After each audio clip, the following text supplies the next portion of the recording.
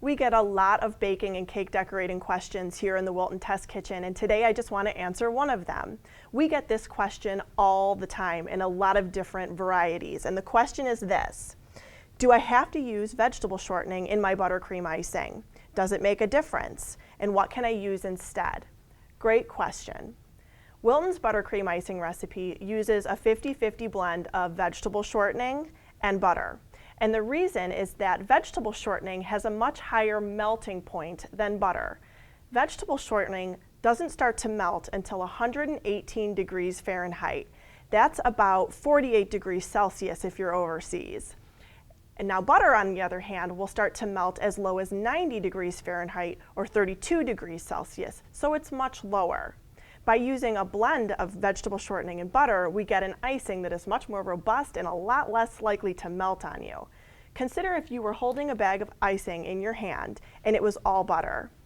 Your body temperature is probably right around 98.6 degrees Fahrenheit, much hotter, much warmer than the melting point of butter. So using that vegetable shortening in combination with the butter gives you great flavor and a robust texture. If you use an all butter icing, once it starts to melt, it's kind of difficult to get a really crisp piped decoration. But what if you just can't get vegetable shortening where you live, or you just don't prefer to use it? That's not a problem. You can go ahead and substitute with all butter.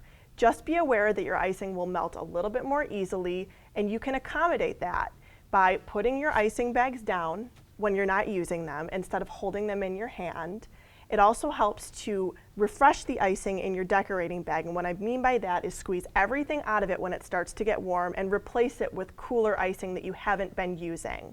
And finally, if all of your icing starts to warm up at once, just chill it down in the refrigerator for just a few minutes, beat it a little bit to get the coolness all throughout so that it's nice and usable, and keep decorating. One last note, this is vegetable shortening and this is vegetable oil. Vegetable oil is liquid at room temperature. Vegetable shortening is solid at room temperature. They are not replaceable. Don't use vegetable oil in your icings or you'll have a very, very wet, sloppy mess. If you liked this video, please give us a thumbs up. And if you have other questions, ask us in the comments below, and I'll see you next time.